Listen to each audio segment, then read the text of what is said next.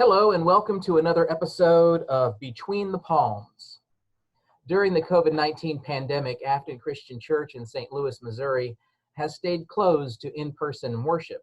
And while we have quite a robust online worship community, one of the great losses is fellowship. So in asking a series of questions to each guest, my hope is to bring on as many people as possible to help us get to know one another a little bit better. Maybe we'll learn something about each other. Maybe we'll even learn something about ourselves that we didn't know before. Before we go any further, I am legally obligated to say that Between the Palms is a blatant ripoff of two shows, James Lipton's Inside the Actor's Studio and Between Two Ferns, hosted by Zach Galifianakis. Also, any rebroadcasting or reproducing of this show without the express written consent of Affton Christian Church and Major League Baseball is strictly prohibited. Our next guest is a wife to David and mother of two growing boys, Colin and Adam. She grew up in the Boot Heel of Missouri in a town called Malden. Her father helped disabled veterans get jobs, even though he suffered from his own post-traumatic experiences and flashbacks from the Vietnam War. Her mother was a school librarian. Our guest, early on in life, suffered sexual abuse from an uncle, but would not remember until years later. And as a child, she realizes now that she had an undiagnosed case of ADHD. And most recently, she is a breast cancer survivor. She's a graduate of Three Rivers Community College in Poplar Bluff, Missouri, earned a bachelor's degree in communication disorders from Missouri State, and a master's degree in K-12 art at Webster University. Her occupations have included speech therapist, ESL teacher, English as a second language teacher, business owner, and landlord. And this is only the tip of the iceberg when it comes to knowing Emily Farquhar. Emily, welcome to the show. Thank you. It's good to be here. How are you? I'm well, thanks. How are you doing? We're getting by. Yeah. Not planning any major excursions, any trips to foreign cities or anything like that? No, my adventures are at home right now. I think we're all in the same boat. I think so. Okay, so I'm going to ask you a series of questions, and it's one of those type of things where just answer the first thing that comes to mind. Word association. Sure. If you want to. If you feel the need to edit yourself, then feel free and edit yourself. This we ask of all our guests, and I think it's an interesting and enjoyable way to get to know each other. So here's my first question. Do you have a middle name? Yes. And, Nicole. Nicole, and do you ever use it?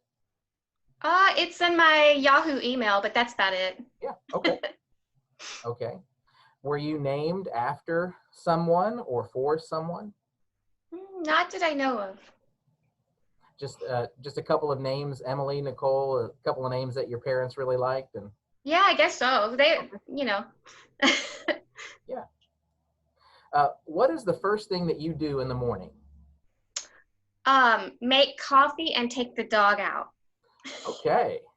Yes. Do you let the coffee percolate while the dog is going out and then come back, or do you wait and take the coffee with you?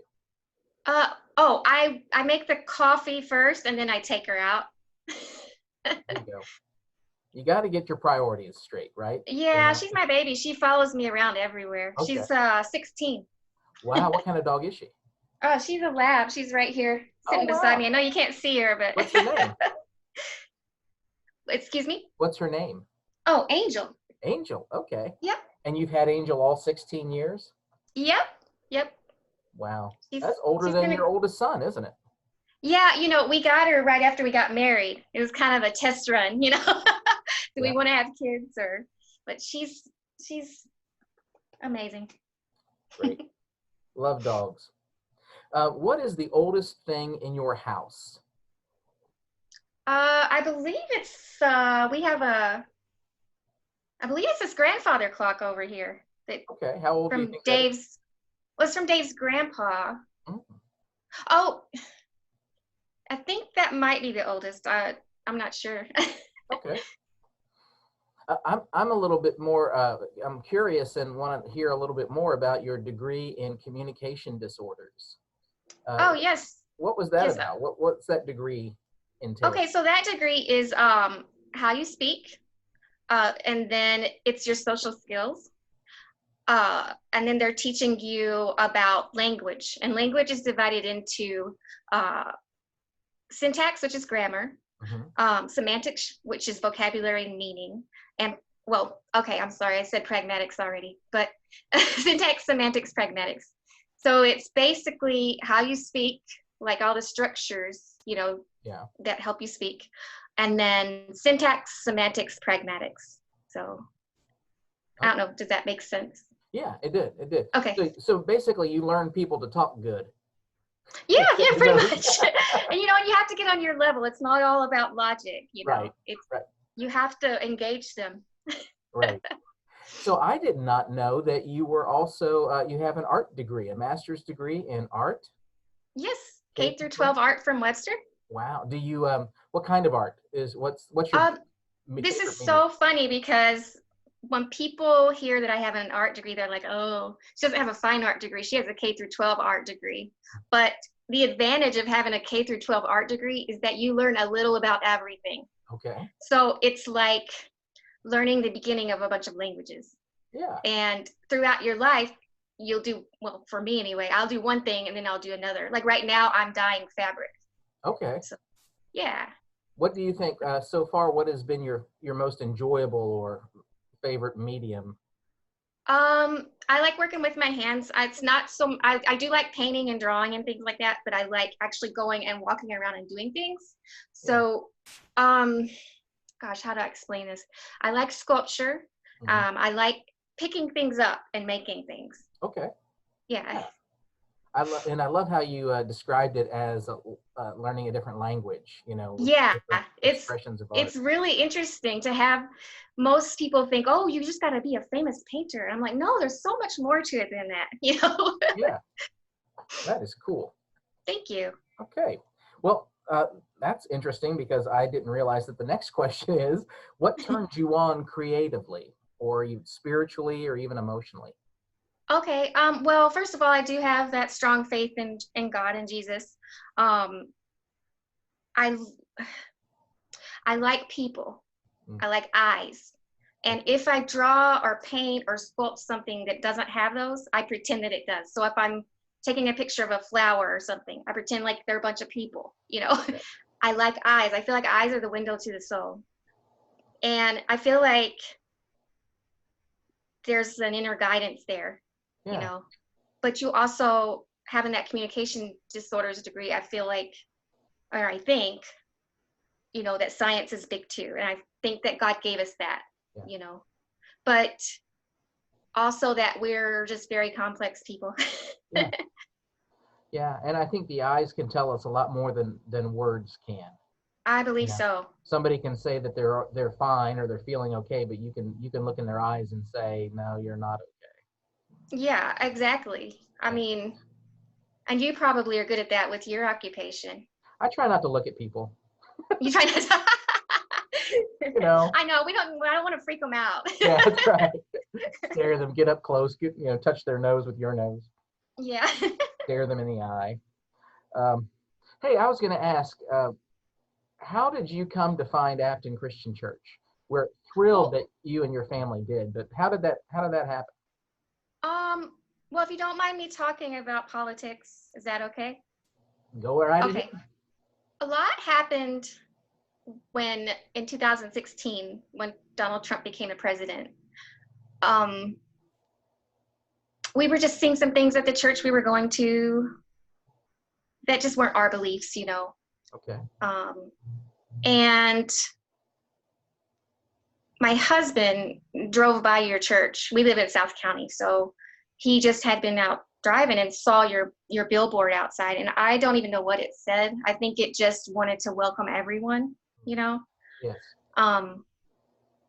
And he said, well, let's try this out. And we were so anxious at that point because we've always gone to church. And even when I moved here, I went to church in Webster.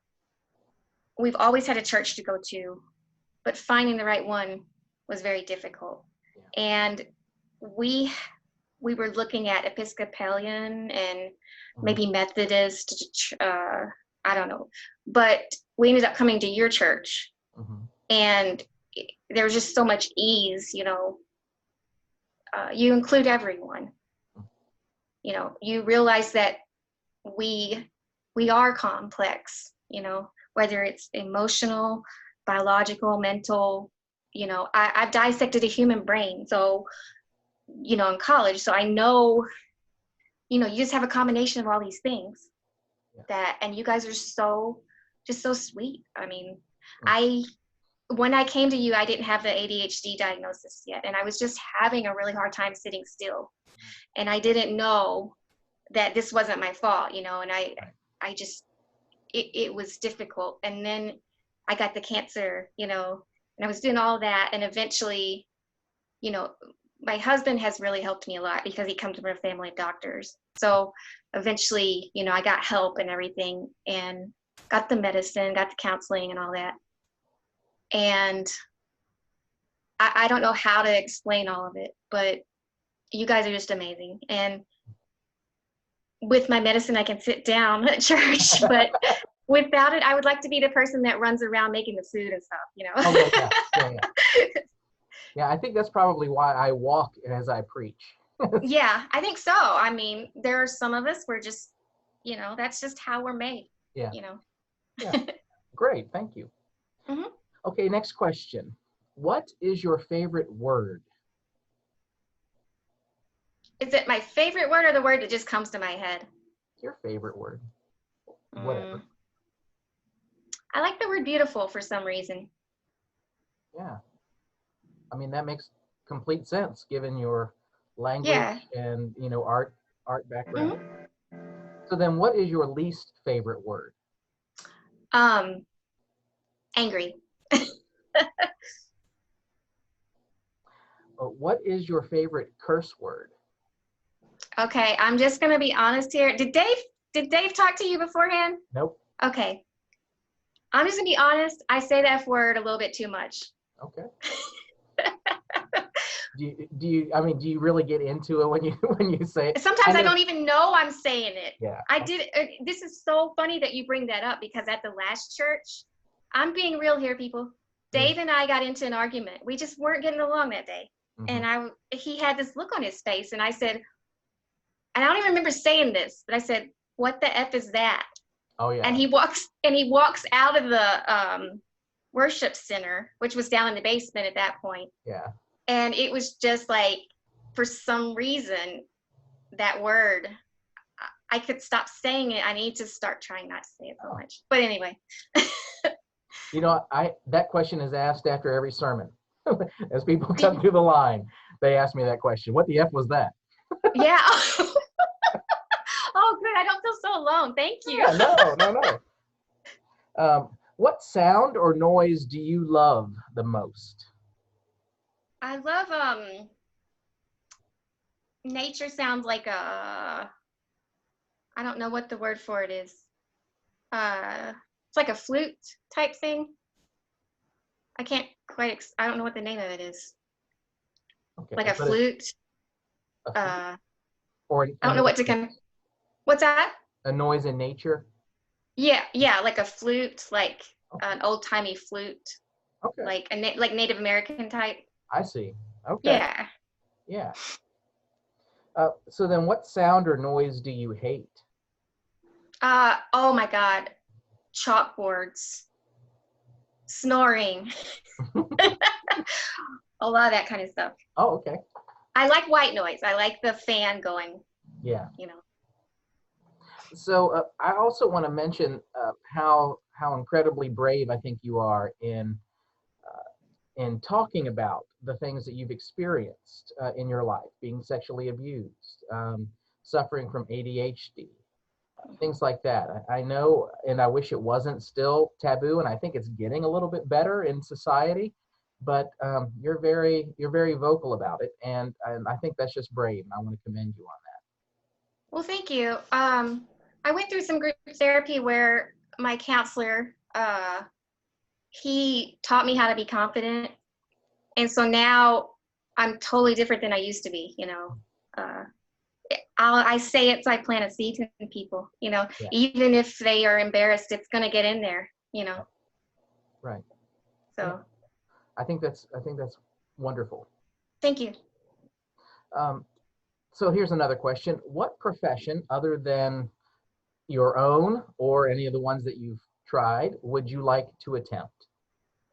Okay, I think this is something I've wanted to do since I was probably 19. And back then it was different than it is today, but I always wanted to put the music with the movie. Simply just put the music with the movie.